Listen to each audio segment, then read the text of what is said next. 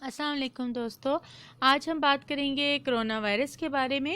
آپ جانتے ہیں کہ کرونا وائرس کا نے آج کل بہت ہر طرف دھوم مچا رکھی ہے، اور سب سے پہلے یہ چائنا کے سٹی روہان میں ایک وائرس سامنے آیا، جس کی مزید فردر تحقیقات کی گئیں، انویسٹیگیشنز کی گئیں، تو پتہ چلا کہ یہ مختلف قسم کے جانوروں کے سوپ یا اس کے استعمال سے یہ وائرس انسانوں میں منتقل ہوا ہے۔ آہستہ آہستہ چائنا نے تو بہت کوشش کی کہ اس وائرس کو کسی نہ کسی طریقے سے روکا جائے، اس کا سدباب کیا جائے، لیکن ممکن نہیں ہو سکا، اور تمام احتیاطی تدابیر کے باوجود بھی یہ وائرس مختلف ملکوں میں پھیلتا چلا گیا۔ یہ ایک ایسا وائرس ہے، ویسے تو پولیو بھی ایک وائرس ہے، ڈینگی بھی ایک وائرس ہے، ایک وبائی مرض ہے جو کہ تیزی سے پھیلتا ہے، اور یہ جو اس کا وائرس ہے وہ خود زندہ نہیں رہ سکتا، اس کو جسم کی ضرورت ہوتی ہے جس کے اندر یہ داخل ہو کر تو یہ اپنی زندہ رہ سکتا ہے۔ یہ وجہ ہے کہ جب کسی کو کرونا وائرس ہوتا ہے، اس کے کھانسنے سے، اس کے چھینکنے سے، اس کے کسی کو ہاتھ لگانے سے یہ وائرس ہو جاتا ہے۔ یہ وائرس جو ہے ریسپریٹری سسٹم کو سب سے زیادہ متاثر کرتا ہے۔ سب سے پہلے جیسے گلا خراب ہونا، زکام و بخار ہو جاتا ہے، خشک کھانسی ہو سکتی ہے، سانس لینے میں دقت ہو سکتی ہے۔ دوستو، یہ وائرس اپر ریسپیریٹری ٹریکٹ کو بھی متاثر کرتا ہے اور لوور ریسپیریٹری ٹریکٹ پر بھی بری طریقے سے اثر انداز ہوتا ہے۔ ناک کا بند ہو جانا اور سانس پھولنا، سانس لینے میں دشواری ہونا، اور سیویئر کیسز میں تو یہ وائرل نمونیا میں بدل جاتا ہے، اور نمونیا میں سب سے زیادہ آپ جانتے ہیں کہ پھیپھڑے متاثر ہوتے ہیں، اور سانس لینے کا سارا نظام چونکہ پھیپھڑوں پہ انحصار کرتا ہے تو بالکل تباہ و برباد ہو جاتا ہے۔ اس طرح مریض کی حالت سیریس ہو جاتی ہے۔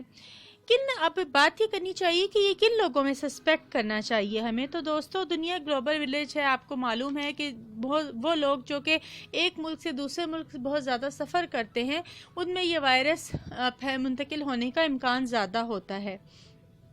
اب تک یہ وائرس تقریباً دنیا کے 36 ممالک میں پھیل چکا ہے، جیسا کہ چائنا ہے۔ اگر پاکستان کی بات کریں تو پاکستان کے تمام پڑوسی ممالک میں ایران ہے، جیسے افغانستان ہے، ابھی پاکستان میں بھی 2 کیس آئے ہیں سامنے، اس میں تیزی سے پھیل رہا ہے۔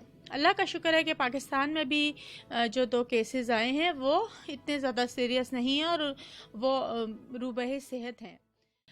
اچھا جی، اب بات کرتے ہیں کہ پاکستان کے پاس اس کی کرونا وائرس کی ٹیسٹنگ فیسلٹی ہے کہ نہیں۔ پہلے ایسا نہیں تھا، لیکن اب پاکستان نے بھی یہ فیسلٹی حاصل کر لی ہے۔ اگر مریض کو خشک کھانسی، زکام کے ساتھ تیز بخار ہو تو اسے فوراً ہاسپٹل رپورٹ کرنا چاہیے۔ اس کے علاوہ بلڈ پریشر کا گرنا بھی اس کا ایک سمٹم ہو سکتا ہے، اور نزلہ زکام کے ساتھ جو ہے سانس کا پھولنا، سانس میں تکلیف ہونا، اس کی اہم قسم ہے، جسے آپ کو فوراً ٹیسٹ کرا لینا چاہیے یا ڈاکٹر سے رجوع کرنا چاہیے۔ یہاں یہ بات بھی سوچنے کی ہے ناظرین کہ ہر نزلہ زکام کرونا وائرس نہیں ہے۔ بعض اوقات زیادہ تر لوگوں کو کسی بھی موسم کے آغاز میں یا اختتام پہ نزلہ زکام تیزی سے لگ جاتا ہے یا گلا خراب ہو جاتا ہے۔ آپ پریشان نہ ہوں، آپ اس کا علاج کرائیں، میڈیسن لیں، احتیاط کریں تو وہ ٹھیک ہو جائے گا، اور پینک ہونے کی بالکل بھی ضرورت نہیں ہے کہ یہ کرونا ہے، ٹھیک ہے۔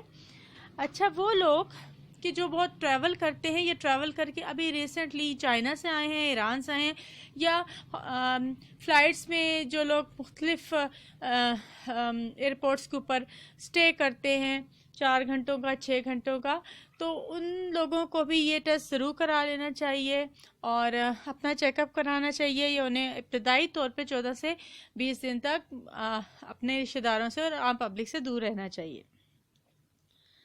وہ لوگ جو کہ ہیلتھ کیئر میں کام کرتے ہیں یا جن کو پہلے سے کوئی بیماری ہیں، جن کا قوت مدافعتی نظام اتنا اچھا نہیں ہے، ان کو خاص طور پہ بچانے کی ضرورت ہے۔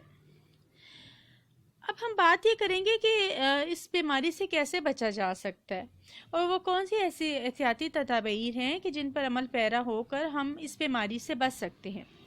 فی الحال جیسا کہ آپ جانتے ہیں، آپ کو معلوم ہوگا کہ اس کی کوئی ویکسین یا دوائی یا کوئی انجیکشن تو نہیں ہے دستیاب، لیکن سب سے امپورٹنٹ یہ ہے کہ ہم احتیاط کریں، بار بار ہاتھ دھوئیں، اور اگر آپ گھر کے اندر ہیں تو بھی اپنی صفائی کا بہت خیال رکھیں، ہاتھ دھوئیں اور اپنی ہائیجین کا بہت خیال رکھیں۔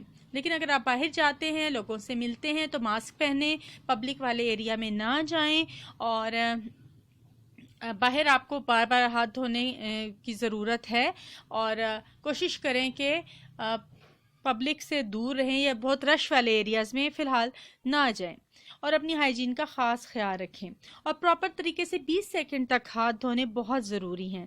اس کے علاوہ سینیٹائزرز اگر آپ استعمال کر لیں، ہاتھ دھونے کے بعد کپڑوں پہ لگا لیں اور ہاتھوں پہ لگا لیں تو یہ تو بہت ہی اچھا ہو جائے گا۔ اس کے علاوہ کلین واٹر سے یا سالٹ سے بھی ہاتھوں کو جراثیم سے محفوظ رکھا جا سکتا ہے۔ وہ لوگ جن کی قوت مدافعت بہت کمزور ہے یا جن کو اور بیماریاں ہیں جیسے شوگر ہے یا کینسر ہے، جگر کے مریض میں مبتلا ہیں، دمے کے مریض یا جن کو الرجی کے مریض ہیں، ان کو یا بزرگ حضرات یا وہ بچے جو کہ بار بار جن کو الرجی ہو جاتی ہے، ان کے لیے بہت ضروری ہے کہ وہ خاص احتیاط کریں اور پبلک ایریا میں بالکل نہ جائیں، اور اپنی ہاتھ دھوئیں اور کانٹیکٹ زیادہ لوگوں سے نہ کریں۔ آپ جانتے ہیں کہ prevention is better than cure, ٹھیک ہے؟ ایسے مریضوں کو فوراً جن پہ آپ کو تھوڑا شک ہو یا جو بھی ٹھیک نہ ہو رہے ہوں تو ان کو فوراً سے الگ کر دینا چاہیے، ہاسپٹل پہنچانا چاہیے۔ ہاسپٹل میں انہیں آئسولیشن میں رکھتے ہیں تاکہ یہ مرض وہاں پہ نہیں پھیلتا۔ جب یہ مرض پھیل نہیں سکتا، اس کو اپنا کوئی اور ٹارگٹ نہیں ملتا، تو یہ وائرس ختم ہو جاتا ہے۔ آپ اس کے لیے PCR کا ٹیسٹ کروا سکتے ہیں اگر آپ کو شک ہے، یا آپ باہر سے ٹریول کر کے آئے ہیں تو آپ PCR کا ٹیسٹ ضرور کروا لیں۔